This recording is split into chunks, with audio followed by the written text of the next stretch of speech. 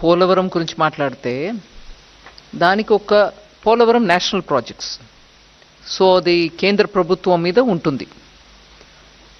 Most national project అని చెప్పినప్పటికీ అది సెంట్రల్ గవర్నమెంట్ ఇంప్లిమెంట్ చేస్తుంది. కానీ ఇక్కడ ఆంధ్రప్రదేశ్ గవర్నమెంట్ ఇంప్లిమెంట్ చేస్తుంది నేషనల్ ప్రాజెక్ట్ని.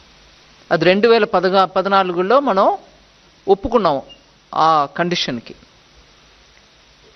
దాని ప్రకారం రీహాబిలిటేషన్ ఎంతవరకు కట్టుబాటు ఉంటుంది, ఎంతవరకు గ్రామంలో ఉన్న వాళ్ళని అక్కడి నుంచి తరలించినప్పటికీ వాళ్ళకి ఇవ్వాల్సిన అమౌంట్ ఎంత ఉంటుంది, రిలీఫ్ రీహాబిలిటేషన్ 2013 యాక్ట్ కింద, ఇవన్నీ డీటెయిల్స్ అప్పటికే ఒక లెవెల్కి ఒప్పుకున్నాక క్యాబినెట్ నుంచి అప్రూవల్ తీసుకున్నారు. అప్రూవల్ ఒక ఎత్తు వరకు పోలవరం డ్యామ్ బిల్డ్ చేయడానికి.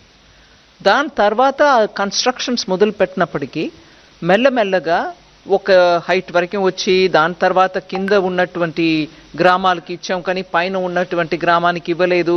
ఇట్లాగా కొత్త ఇష్యూస్ రావడం మొదలైంది. సో నేను మీకు చెప్పవలసిన విషయం ఏంటంటే, ఇప్పుడు వరకు ఒప్పుకున్న అన్ని కండిషన్స్కి గవర్నమెంట్ ఎంతవరకు డబ్బు ఇవ్వాలో అది ఇస్తాం. ఇప్పటికీ ఇంకా కొత్త ప్రాబ్లమ్స్ కూడా కొంచెం వచ్చి ఉన్నాయి, నేను ఆ వివరంలో వెళ్ళలే. కానీ అది ఒక నేషనల్ ప్రాజెక్ట్, మేము ఒప్పుకున్నాం. సెంట్రల్ గవర్నమెంట్ అది తనకంటూ ఉన్నటువంటి ఒక ప్రాజెక్ట్ అని ఒప్పుకుంది. సో అది కంప్లీట్ చేయడానికి ఎంత అవుతుందో అంత మేము చేయాల్సిందే.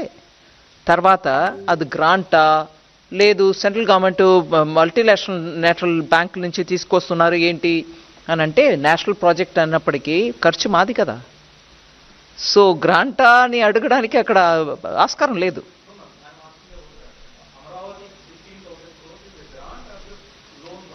ఒక నిమిషం, నా పోలవరం గురించి నేను మొదలుపెట్టాను కదండి.